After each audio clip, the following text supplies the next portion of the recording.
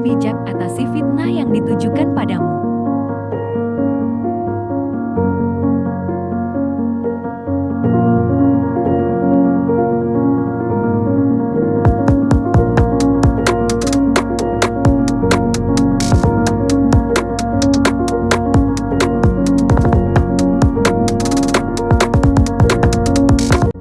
Fitnah lebih kejam daripada pembunuhan. Ungkapan ini pastinya sudah tak asing lagi terdengar di telingamu. Nah, ungkapan ini rasanya makin menusuk ketika hal itu benar-benar terjadi padamu. Oleh karena itu, sebenarnya kamu harus bijak ketika menghadapi fitnahan yang ditujukan padamu. Agar situasi tidak makin buruk, ini 5 cara bijak hadapi fitnah yang ditujukan padamu. Yuk kita simak videonya. Pertama, tetap tenang dan menjaga emosi. Hal pertama yang harus kamu ingat ketika difitnah orang lain adalah untuk tetap tenang dan jangan terbawa emosi dahulu.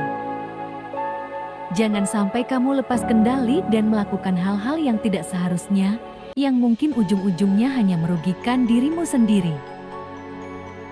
Oleh karena itu, kamu harus berusaha untuk tetap tenang dan tidak terpancing dengan fitnahan yang ditujukan padamu.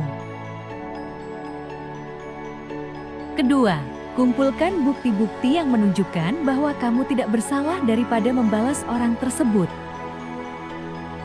Biasanya, reaksi pertama orang ketika difitnah tentu saja terkejut, marah, dan ingin rasanya langsung membalas ucapan ataupun perbuatan orang yang memfitnah tersebut.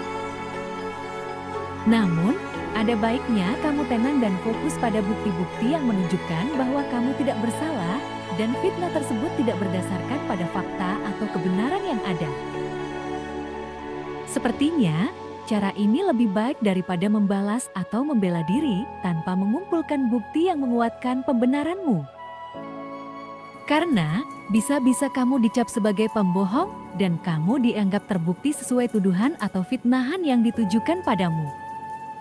Kalau bukti-bukti sudah cukup, maka orang yang memfitnahmu akan malu sendiri atas perbuatannya karena tidak bisa mengelak dari bukti yang kamu punya. Sekaligus menunjukkan bahwa kamu tidak bersalah dan merupakan korban fitnah. Ketiga, jangan merasa takut dan terintimidasi bila lingkungan tidak mendukung. Kadangkala orang-orang di sekitarmu ada yang langsung terpengaruh dengan omongan dari orang yang memfitnahmu. Bisa-bisa tanpa bukti yang jelas, orang-orang di sekitarmu malah menjauhimu dan memandang buruk dirimu. Nah, ketika hal itu terjadi, tak jarang orang yang mengalaminya menjadi takut dan merasa terintimidasi dengan lingkungan yang tidak mempercayainya. Kalau hal itu terjadi, tetap tenang dan fokus kumpulkan bukti-bukti seperti yang dijelaskan pada poin-poin sebelumnya. Keempat, tahan emosimu dan tanyakan secara langsung apa maksud dari fitnahan yang ditujukan padamu.